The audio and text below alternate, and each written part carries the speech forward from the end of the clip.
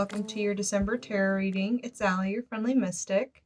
If you're new or old here, it's great to have you. It's wonderful to be able to share energy and space with you. Now, if you're familiar with my tarot readings, you can go to this timestamp here to skip right to the reading, or if you're familiar with tarot readings on YouTube, you can use this timestamp to do the same. But if you're new to tarot readings, if you're new to my readings, I just like to go over a couple things at the beginning just so people are familiar. So first things first, this reading is most generally for Virgos, Sun, Moon, and Rising. And if you know other Virgo placements in your chart that are particularly important to you, you can watch this reading for that placement as well.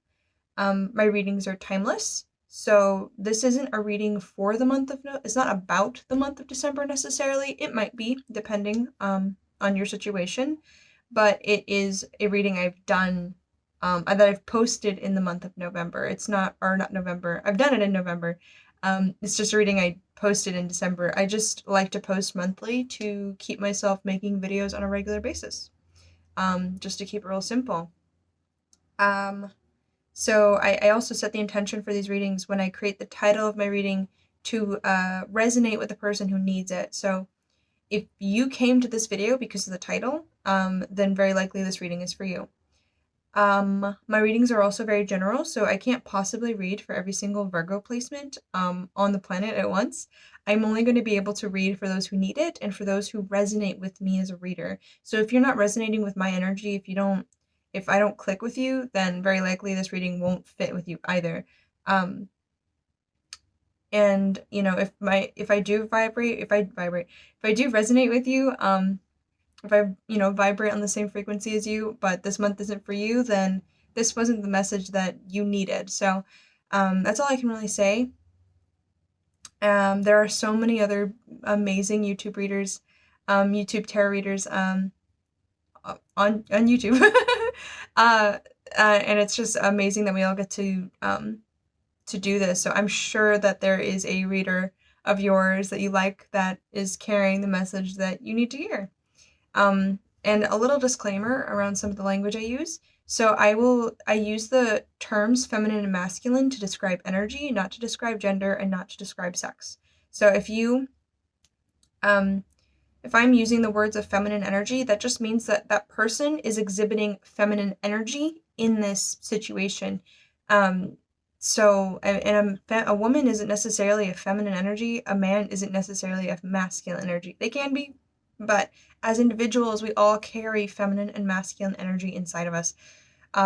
No one is solely feminine. No one is solely masculine. Those are archetypes that we channel, based on what we have more proclivities for. For example, I'm a woman, but I have a very masculine energy. I think that comes across when I talk, that I can be very pointed. I'm not as I don't know, I'm definitely not a very watery person. But that's just it. There is a lot of baggage around those words, so I just wanted to address that at the beginning of the reading.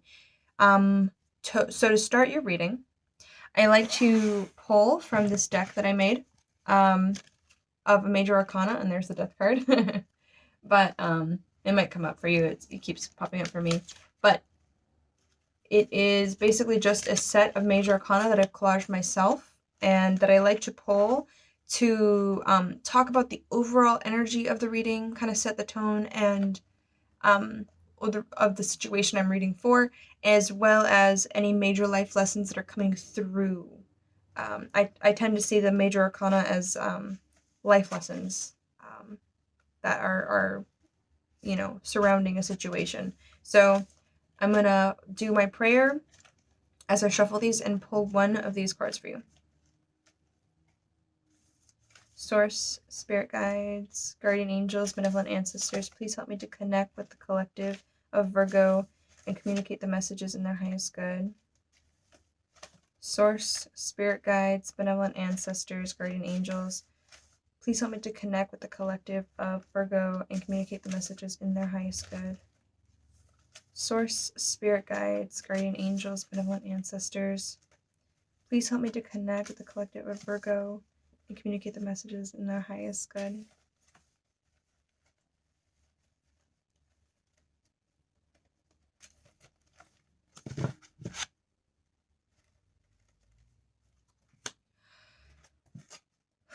Okay.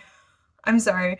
I just finished doing Capricorn and Taurus's readings. I like to read all of all of an element on a day. It just helps with my energy.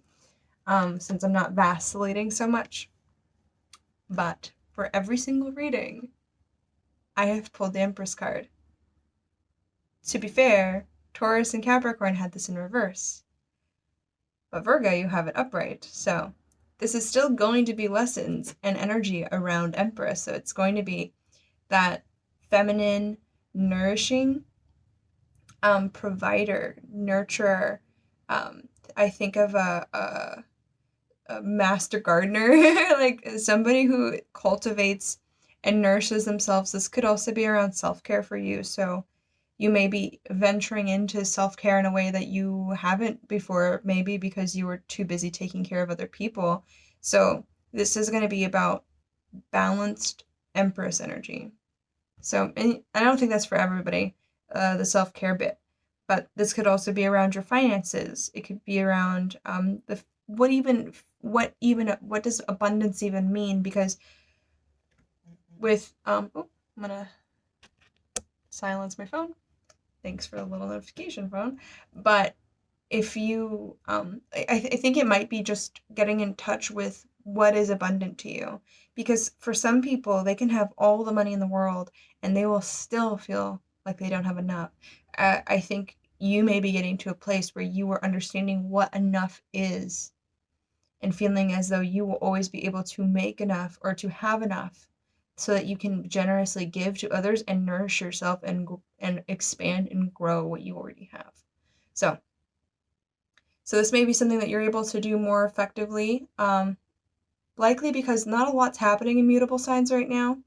But it is just, I'm mind blown that this is the card. I'm honestly a little flabbergasted that we have the Empress again. But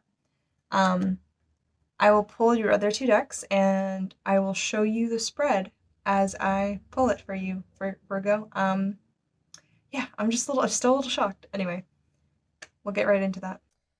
All right, Virgo, I have your decks picked out for you. So for your main deck, I have a mini version of the Morgan Greer Tarot. And the moon on the bottom. So we will pull these for your main spread, and then for advice, I will be pulling from the Wild Kuan Yin Oracle. Each card has its own personal, beautiful imagery, and then there will be a message on the back of the card. So, to start, let's pull the Morgan Greer first.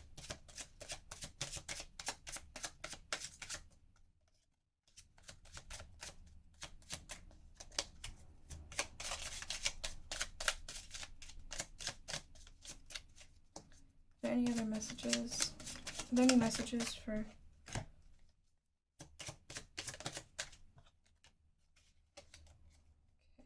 Ooh, this is feeling good so far.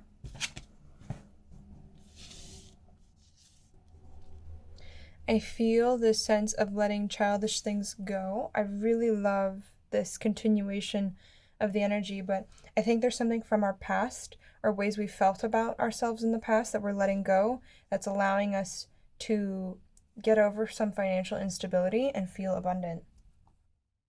Like, that's the first thing that comes through.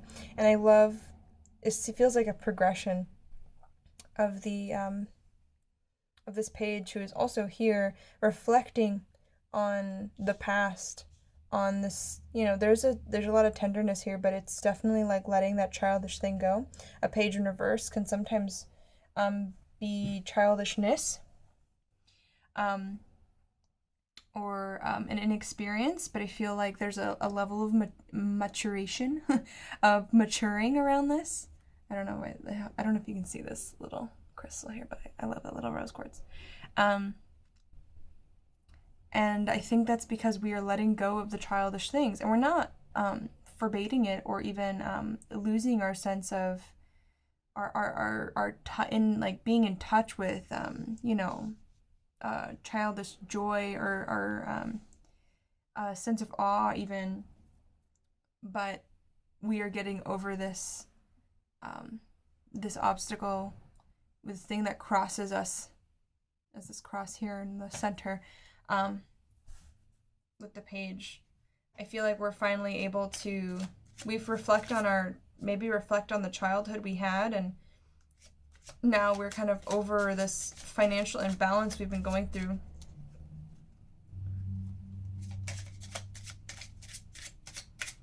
Let's see.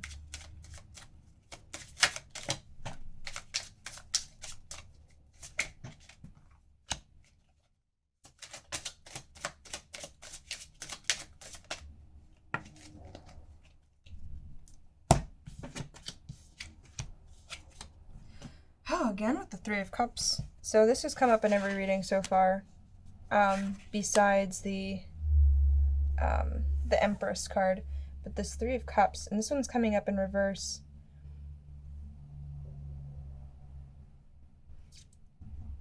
I feel like this is a judgment of the past, a thing, basically something that's fallen. Some ending of something where I like to think of the Judgment card as that feeling of whether or not you studied for the exam or you didn't, whether you were prepared or not, you went and took the exam. So whatever happens, happens. There's a sense of release and a sense of relief from it. So I feel like there was this judgment in the past, something that had happened. And again with this Three of Cups, there's a sense of judgment around this. Like I see these three figures here. This could be it seems like a social situation. But looking back out at the viewer, it's perhaps there was something that happened within a social group that we have left behind. We are no longer returning back into this unhealthy dynamic of judgment. Whether or not it could be a judgment of self, but I sense that there were forces especially in your childhood, that were really fueling this, either forces in your childhood that were these judgmental figures, these were judgmental adults. Maybe you had a very critical parent, and now you've kind of moved on from that. This is something we've parted ways with. We parted ways with it a while ago. But I think you were only able to make that connection because you able to even see that because you reflected on your childhood, realized what unhealthy dynamics there were. And then I think there was this acceptance of it's over. It's over. It's said and done. And I don't have to go back and revisit. I don't have to go back and revisit that any longer. It's been done. That's beautiful. This is probably why for you, Virgo, the Empress came out upright.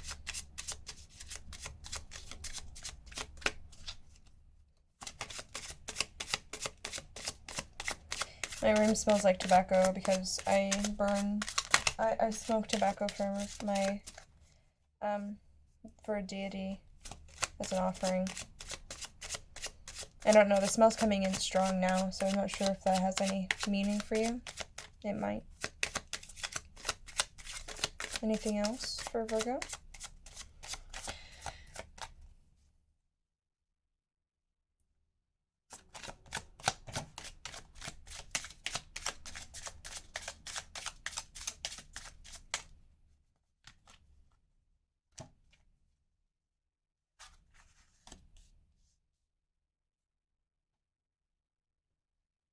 So now we have a 7, an 8, and a Queen of Pentacles. I am not surprised to see this many pentacles up.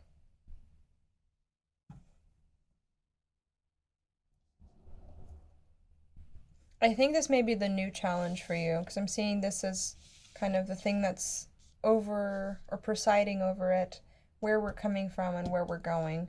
So I think we're in this new phase of cultivation and patience and hard work. Honestly, this is very Virgo energy. The harvest, like all of the things that precede the harvest, the tending to the seed, the tending to the crop, um, really putting in the effort to bring your labors to fruition. But I think there's like a new, either there could have been a financial decision that we had to make, and or between two career choices, and there's a decision that's been made in this reverse Two of Pentacles. And now we are kind of having to start from the ground up with building this new career path, or really getting into the focus of it. I feel like this is a very positive. Usually Virgos are very good about making sure all their ducks are in a row. So I'm sensing this is not, I've been shirking off my duties and I'm not actually putting in the time and the energy, because I see it here with the 7. But the 8 here, I'm seeing that there's now a honing in on the craft that's just begun. So it's not quite happened yet. We're really moving into this new kind of paradigm with, in regards to a career choice, or perhaps even just how we're working on ourselves in the material. Like, how do we take care of ourselves? Again, that's the self-care bit that I was getting earlier. Like, how are we taking care of ourselves? How are we actually nourishing ourselves and our bodies? Because again, the pentacles refer to the physical. And our bodies are physical. So how are we nourishing our physical being? What foods are we taking in? And then, are we overworking ourselves? Maybe this could also indicate an overwork. So if that is the case for you, it would be wise to not do that, obviously. But I do sense that now I think a work-life balance may be something that is coming through. Because we're no longer balancing these 2 pentacles and getting into this overwork mode, because we're actually focusing our energy. But again, yeah, that is like honing in on what it is that we're trying to create. What craft, like the craftsmanship and the focus and the diligence that's needed to actually generate more wealth. So I'm seeing this is really positive. It's extremely Virgo. This is like the most Virgo part of the spread, easily. And then we have this Queen in reverse. I'm not seeing that this is like I don't see this reverse as a negative either. This feels like overwhelmingly positive, to be honest. I do sense that there is a growing into a queenhood. I almost feel like a princess energy on this. I know some decks have a prince and a princess of a suit, but I'm seeing, I get the Page and the Knights in this deck, so I'm seeing this more like a princess energy, kind of growing up into a queen. Kind of, I'm getting tingles on my crown like crazy, but like growing into this queen, really, so in this card, I'll just bring her up closer. You can see this fall energy around her, the autumn really coming in, and kind of that judgment energy.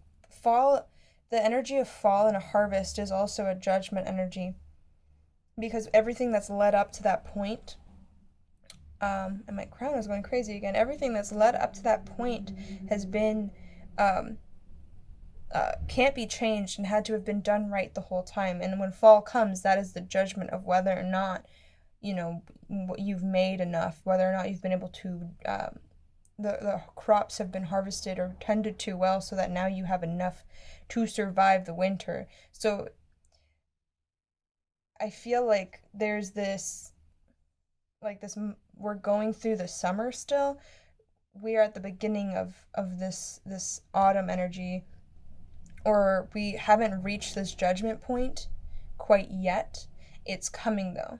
And I think we're fully aware of that, because we're in this mode. This is very summer. This is very like the height of summer. We've already been tending to these crops, but now, and I think that's where the princess thing, it's just this maturation that's happening for you as you've come to let go of this overwork And now that you know that you can actually just focus on one thing, which you're learning to do, I think you're still learning to do that, and that comes through in the reverse queen as well.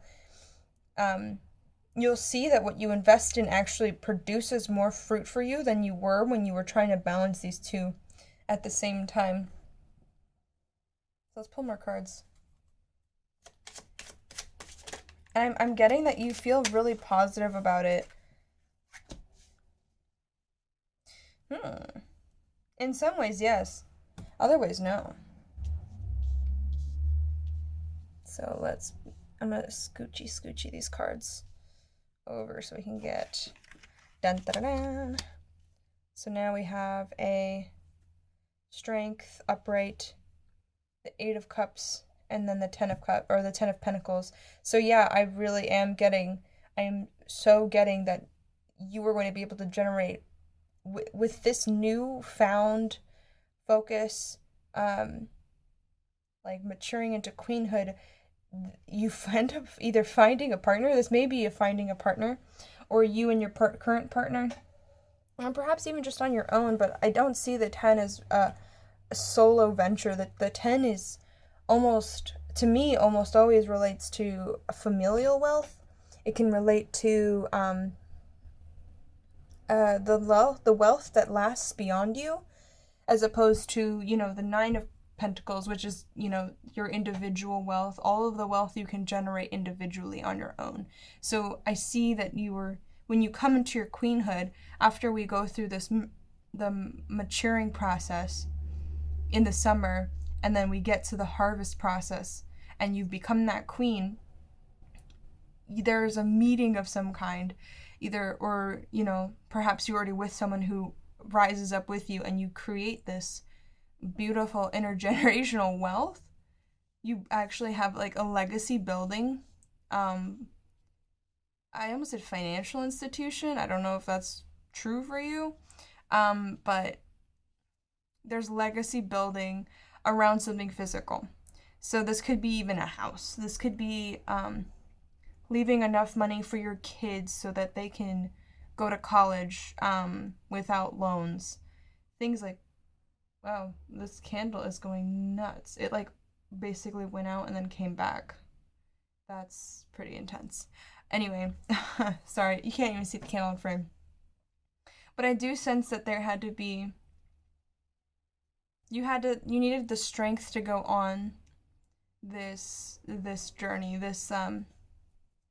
I see often that the 8 of Cups comes up as a dark night of the soul, where we feel like we've built up all of these cups that were supposed to make us happy, but we realize that something is still missing, something is still off, and we end up abandoning everything that we thought we wanted and go on a cold, harsh kind of journey. But I sense that this is kind of leaving behind, there may be a mourning and a loss around leaving behind what was ever represented by the pentacle you did not choose. And that could just be leaving behind the physical reality of being with these people. Whether or not that, like, being with the people represented in this 3 of Cups reversed, or letting go of that, like, even with this reflection of the past and your childhood, it doesn't necessarily have to be childhood, but I find that it often relates to it. With this reflection and letting go of that childlike, or kind of like, what's the word? Kind of having really fresh eyes when you look at these things, or having a point of view where you're not actually in it, you're apart from it. You kind of done that evaluation, and you kind of have a clearer picture of what these people were and how you would go back to them over and over. And I think that letting go is really hard, because I think a lot of what you built up in this 8 of Cups was these people, or had to do with having a happy ending around these people. But you have to have the strength to leave that behind, and I think you do, because that judgment comes through clearly, and you're like, it's not healthy. This actually won't bring me the happiness that I want. That very clearly is stated in the Eight of Cups. These cups don't have the happiness I want. This isn't fulfilling anymore. I need to move on. So you move beyond this childlike notion of I can just make these people happy with me enough and move on with the almost like the physical manifestation of what will make you happy. I don't know if that makes sense, but that's kind of how it comes through. And I know, Virgo, you will often do that in the physical, as earth signs tend to do. Oh, okay.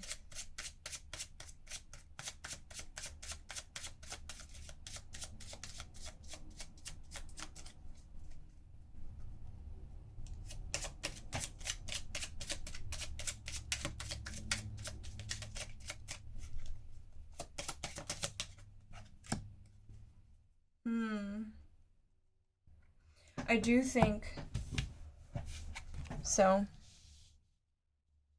Let's push this over a little bit so you can see these guys. I do think that there is still a sense of unfairness that, and I think this red is really calling me, though there's a lot of red. But these cloaks are really connecting these two things, but the sense of upset and despair around this is that it just wasn't fair. It just was not fair that I had to make this choice. I wanted to be with these people. I wanted something peaceful and happy with these people. And this could be a friend group. This could be a family group. It could be a work situation. I don't know necessarily. I do sense that a lot of these, I mean, if we're reflecting on childhood or past, for a lot of people, this will be a family situation. Could be siblings. But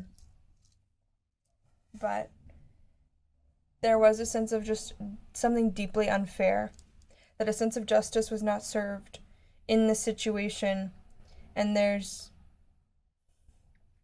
it feels like this is not the choice. It is kind of upsetting because this is not the choice you wanted to have to make. It's kind of what I'm getting. It's not the choice I wanted to have to make. I didn't want to have to. I feel like you wanted to collaborate with someone. I see this other glove here. You wanted to collaborate with someone on this. And now, but especially since it seems like the goal was building familial wealth or building a home together, and you wanted to do it with these people, but it's just, you kind of had to learn to give it up. But it just feels deeply unfair. Yeah, I'm seeing these uneven scales. It's just deeply unfair. Let's see.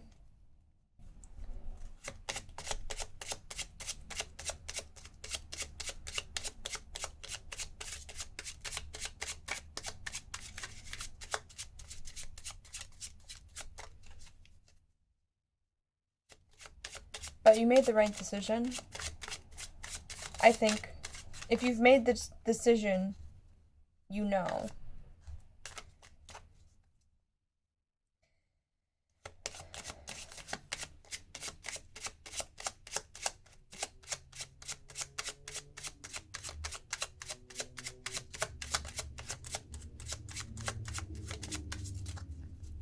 Let's see if there's anything else that wants to come. Oof, that's too much, Spirit. I'll take the upside down one. And I guess the Knight of Swords, because it's calling.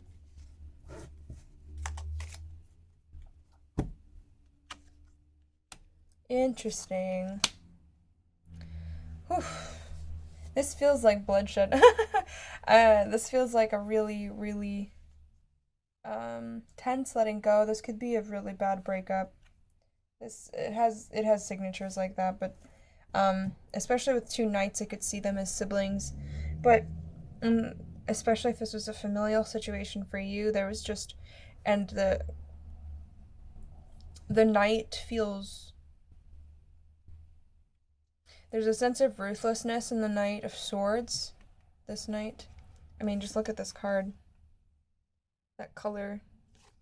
There's a sense of ruthlessness in the Knight of Swords that is just not present in the Knight of Cups, which is much more peace-loving, but he's in reverse. And the Knight of Swords, this could be that you had to occupy a Knight of Swords energy to cut out people, and this has left them in this emotional disarray.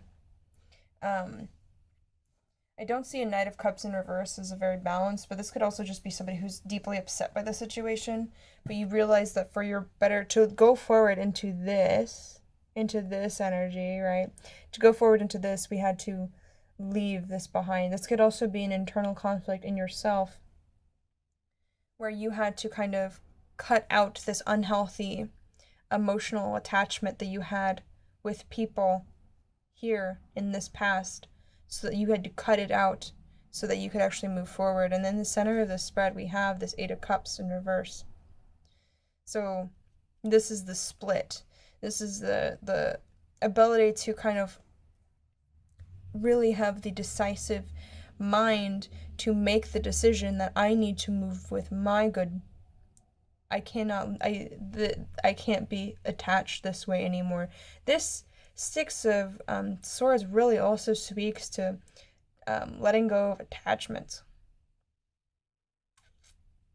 to past places, plus past times in your life, because you can no longer revisit them. There's something really needy about this Knight of Cups in reverse. So that could have been, again, this could be your unhealthy attachment, because this could also represent the emotional state of the people you left behind. Because in a lot of ways, when you have unhealthy emotional dynamics with people, unhealthy, toxic dynamics with people, you are all in this same frequency. You're all in this needy, there's something rescuer about this as well as the Knight. If you fill my cup, I'll fill your cup, like you're not filling your own cup anymore kind of energy. And you end up leaving those people with the clarity of mind that you know what's better for you now. You've taken the time to review, even though you reviewed it, and in this sense, this is also a sense of review. You've reviewed it and you've seen how unjust and how unfair it absolutely was. And then getting to the point where it's happened, there's no changing the past, but you can change the future and move on with the strength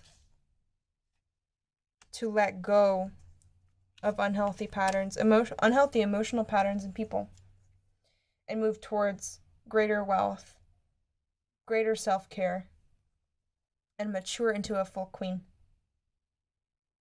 That's really positive. I think that's what's going on for you. If you're coming to that conclusion now about the people around you, then this kind of lays out, the next step. But, excuse me. Let's pull some oracle cards for you now. I imagine this isn't a painless situation for you. I don't imagine at all. So I have the Kuan Yin Oracle. If you don't know who Kuan Yin is, she's a bodhisattva, which is an individual who was incarnated on Earth, who basically was this far away from enlightenment and decided that she would use, Kuan Yin used to be seen as a male god, but became a female god. I believe in China. I don't remember exactly. Anyway, who was very close to enlightenment and decided that they would basically stay in this liminal in-between to actually, and basically put off their enlightenment in order to make sure that all beings became enlightened. So, if you don't know Kuan Yin, and she's associated with mercy, she's this beautiful mothering energy. I think of her as kind of like, I don't know, Glinda the Good Witch just came to mind. I don't usually think that, actually, but just a very sweet, nurturing, just soft energy, I think of a rose quartz. I keep a rose quartz with this deck. But anyway, don't want to go on too long about that. But if you would like to get more readings like this from me, feel free to subscribe, hit the bell notification to get notified when I post. And if you'd like to exchange energy for this reading was for you, please leave a like. You can also just leave a like if you want to support me in this venture, sharing my energy with y'all.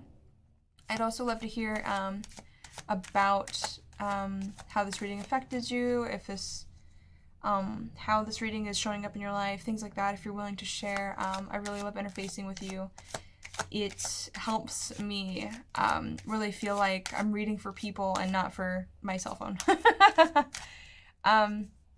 And if you are interested in a personal reading from me, I do have information in the description that you can find. My website is friendlymystic.com. That has all the information on how to book me for a personal reading.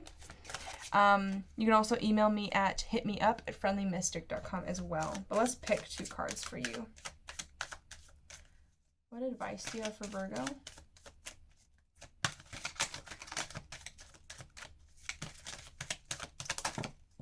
There they are. Okay. So I'm just going to show you the artwork themselves. Maybe we'll bring them up closer. I love that these are both just this pure white. That's gives me very much like the Virgin vibes. So, great for you, Virgo. Let's start with this one. Uniquely you.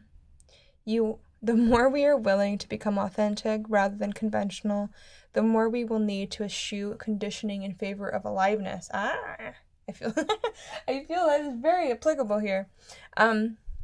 Be willing to run the risk of being authentic so that you can live from your heart and experience real joy. So again, I think that is leaving behind this toxic patterning to be in alignment with yourself. And that's the braveness that you need, the willing to run the risk and the people you leave behind for it. Look for my signs. I have been speaking to you through signs in the world and feelings in your heart. Can you hear my reassuring voice? When you ask me for a sign, I give it. Notice what is happening in the world around you. Take comfort, believe. Now, I think that's part of why I wanted to explain Kuan Yin, because I don't always give that spiel at the beginning. But if you are feeling